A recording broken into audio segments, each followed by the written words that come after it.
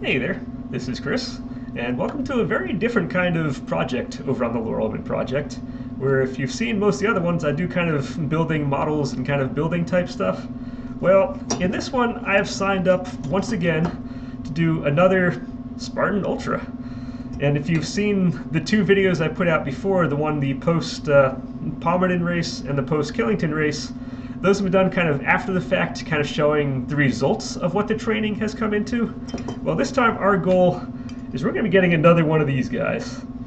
And more importantly, at the end of this session, if you've never gotten one of these before, if you've never done an Ultra, I'm going to hopefully give you the building blocks necessary to get one of these yourself. So I've signed up for the Spartan Vernon Ultra again in the spring, and that's going to take place in about 21 weeks from now. So we got plenty of time to get into this, so let's get started. Now, to do this, they're going to have a couple tools. Let's go over the tools we're going to need first, and then go over how we're going to structure this course next. So if you want to follow along with this, if you want to follow me kind of each step of the way, my goal is to have like one video per week, kind of going, what's the goal for the week, this, that, and kind of go through step by step how to break down this kind of complex training plan into bite-sized and manageable parts, which if you've ever seen my building projects, that's kind of what we go for. Take a really complex idea, a complex thought, a complex building, and break it down into easy and manageable parts. That's what we're going to do here. And so a lot of what we do on this is going to be heart rate based. So one of the things we're going to want, if you want to follow along, one of the things I would recommend getting is a good heart rate monitor, or at least a heart rate monitor. I think when I got this about a year and a half ago, they were going for roughly $100 a piece at the time. If you want kind of a nice good one, I found this guy, if it was like 20 or 30 bucks, it was in the cheapie section. You know what, for all intents, this gets the job done. I've had no real complaints on it. Except if you're going to do the heart rate stuff, I would recommend getting the chest one that goes over here rather than the wrist. The wrist ones apparently are not that great, or at least aren't super accurate at keeping your heart rate stuff down. So if you're going to do it, I would recommend grabbing one of these guys. At the same time, this is winter training. I am a cold weather person. I went to school up in Syracuse, so my body is used to doing cold weather stuff. So one of the things you're going to want is you're going to get yourself a headlamp. You're going to need this for the race anyway. This is required for the race, or at least after like 4 o'clock or something on the course, whatever time it is, they check for these, or I forget what time it was they check, but they'll check for these. You're going to want to get yourself a headlamp. And at the same time, if you're like me, you do your runs at night, and if you're going on the roads and whatnot, you're going to want something reflective to keep you safe running it at night. So if you want to follow along, get headlamp, get one of these guys, and I would highly, highly, highly recommend getting a heart rate monitor to go with. We'll go over the details of why in really a separate session, a separate episode, but because that's going to be, we have enough things I want to cover on this episode, but I'll give you a heads up. We've got 2 weeks before that becomes any type of use. Now, in terms of where to start this process of where we go from nothing right now, since Killington was about 2 months ago, since that race, I've basically had time off. I'm seasonal. I will train like crazy for like the 5 months. Then I'll take a couple months off. Then I'll train like crazy for like 5 months. Then I'll take a couple months off. So I've taken the last 2 months off. We're now getting into training. So where do we begin? So I'm going to begin with goal setting. What is going to be our overarching goal for this? And one system I like to use, I learned back in college when I was doing kind of a leadership development program within one of the student organizations I was in, Alpha Phi Omega, which essentially was the extension of the Boy Scouts into the college environment. We were actually, I believe, in the Boy Scout manual. So back then they were just starting a leadership development program, and in the first segment of that 5-part series, one of the things they had was just general goal setting, and that was doing these smarter goals, which I believe I've heard in other environments they just call them SMART goals. But that's, you want goals to be the specific, you want to be measurable, attainable, realistic, timely, you want to be able to evaluate them, and you want to be able to revise them. So we use this to set our targets on what we're going for. So how is that relevant to this? In my previous attempts at Vernon, or at least the one where it didn't rain in the second half of the race, I ran a 9 hour, like 30 or 40 minute, I think it's closer to like 9 hour, 30-minute time on this course. And so I would like to say a goal would be with the knowledge I've gained from Killington, because I learned how to do uphills far more effectively at Killington than I had in the past when I did the Vernon one. So applying that, I want to say a goal would be a sub 9 hour time. So we say, okay, that's my goal. Can we plug that into this rubric? Is that specific? Yes. Is it measurable? Yes. It's a time. It's very measurable. Is it attainable and realistic? That's where things start to break down. Is it attainable? We don't know, because we have outside influences coming in. If you want to do like a 5K, you can kind of judge what you're doing. In this type of race, in this type of environment, I don't know what the course specific layout is going to be. I don't know where the obstacle is going to be. They might reverse the thing again. We've gone kind of clockwise around the course before. I've gone counterclockwise, of course. This might be my third ultra attempt. This is like my 7th or 8th time on the course. I've done a number of beasts, I've done a number of supers. They've gone some ways around the paths, they've gone other ways around. They've gone through Action Park one time, they haven't done that sometimes, they cut loose off. So I don't know what the course layout's gonna be. I don't know what the weather is gonna be. It's Vernon, we have no idea what the weather is gonna be.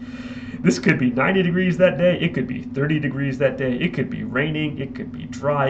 I've seen everything on that course. So I can't control for those. So giving myself a hard time to go for is very difficult to do on this type of event. So rather than set a goal as that, I'm going to set my goal actually of where do I want to be, what do I want to be able to do on figure my hardest week of the year when training, which is going to be, for me, that's going to be 3 weeks before the event takes place. If I were in my 20s or 30s going into this, I would probably push that to 2 weeks before. But now that I'm going to be 43 by the time this race comes around. So I become a little more risk averse on this. So usually I kind of back end into these events. I would rather go in injury free than have one extra week of training going, because it takes now longer. I can do everything I used to be able to do back in my 20s, 30s, teens. I can still do all of that. Physically, I'm there, but I have learned it takes longer to recover after doing some of these things. And if something goes wrong, it takes longer to heal myself from that. Injuries take a little longer to heal. So I tend to give myself a longer leeway going in. So for me, my hardest week is going to be 3 weeks before. And for that, I'm going to say, just for simplicity's sake on this, just on the cardio side of things, I want that week to be 40 miles of running or equivalent per week. I'm going to say equivalent because I'm going to have biking put in the mix as well, and that winds up for me being about every 3 miles of biking equals 1 mile of running. So running or equivalent is going to be 40 miles a week. Now you might look at that and go, oh, that's far. I figure I'm doing five workouts per week. That's an average of 8 miles per day per those workouts. That's getting into something at that point. So you might be going, ooh, that's going to be rough to do. Well, from there, we're going to work ourselves back.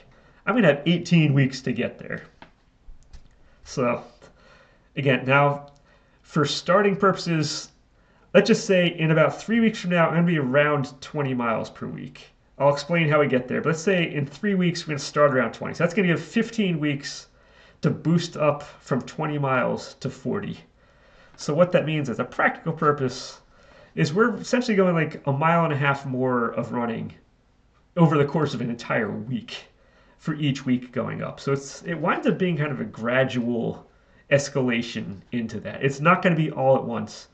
Time-wise, depending how fast we go, if I'm doing zone 2 stuff, that's adding maybe 15 minutes of workout time of cardio per week going into it.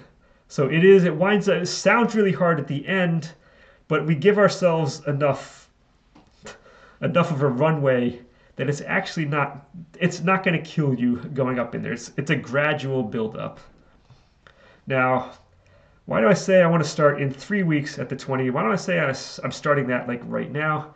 Because where we're going to start right now and how we're going to break down into that is whenever I do my planning, I tend to break this down into months, and then from there I break it down into specific weeks. And usually my week starts on like a Monday, and I go Monday to Sunday is my week, which is why I'm putting these videos out on Sunday, because this is how I always do it every year. Or for every training session, I'll get my idea for the week.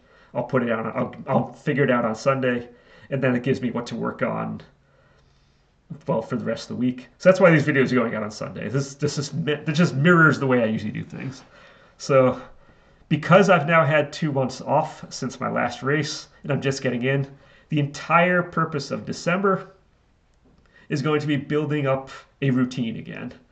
So my first week, this first week going in, figure on Tuesday, I'm going to do 3 runs for this week, and that's it. We're going to do Tuesday, Thursday, Saturday would be my idealized days for running. I'm just going to I go grocery shopping on Monday, and Wednesdays I have personal stuff. Those are always off. So Tuesday and Thursday are my 2 kind of weekday ones. Saturday ideally would be the big one I'm going to be doing. And we're just going to start really simple. And overall, it's going to wind up being probably about 11 or 12 miles total for the week. It could be even 10 to 11, somewhere in there. It might be like 3.5 miles on Tuesday, 3.5 miles on, Thursday, then maybe 4 miles on Saturday, and that's it. Then the next week we're going to come and we might do 4 runs that week. And that might be a Tuesday, Thursday, Saturday, Sunday. And that'll be the same distances per run, probably about 3.5 miles for the weekday ones. I'll do like a 4 mile like on Saturday. And then Sunday is going to be like another shorter 3 mile one. And then the week after that, we might turn it into five runs on that week, or I might do slightly farther ones. I'm not sure which way I want to go. But the entire purpose of December right now is just slowly building ourselves up into getting used to going out and doing these workouts. Then we're going to come into January, and January is going to be a slightly different goal. Now that we're used to working out, the goal of January is going to be to build up the mileage. Whereas by the time we get to like the New Year's time, like that kind of area, and probably going to do like a 10K kind of distance, might be our distance run of the week. By the time January ends, our goal is going to get to like that 12-mile half marathon kind of distance. So we're going to be pushing out from there. And then when we get into like February and into March, we're going to be doing more kind of, I'm going to say, not obstacles, but more kind of specific workouts working towards one of these. We're going to be doing more things to kind of get ourselves into mountain climbing, mountain ascending and descending kind of mindset, more kind of towards obstacle stuff. At that point, we'll just go more ultra specific type events. But for right now, all we need to do is just get our routine going for these first few weeks. And then once we get that routine, start building out the mileage. So that said, although I mentioned I'm going to be doing a bunch of Zone 2. I forget if I mentioned that or not. This is actually a take 2 on this because I forgot to turn the mic on take 1. But I'm going to be doing a lot of Zone 2 workouts, which is why we're using this. However, for these first 2 weeks, I don't want to use this. We're not going to be doing any Zone 2. You have time. If you want to get these, you have time to get it. You have another 2 weeks to get those things. We're going to ignore that altogether. I want to just go out and run.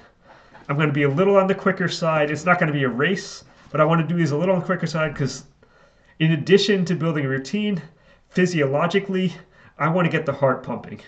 I want to like get my heart to kind of figure it's going to be expanding like the arteries, the veins, the capillaries, like the circulatory system. I want to get those things kind of loosey-goosey kind of thing. I want to get the blood flowing through those. If they need to expand a little bit, kind of get them expanding a little bit, kind of get the circulatory system woken up, get the body woken up.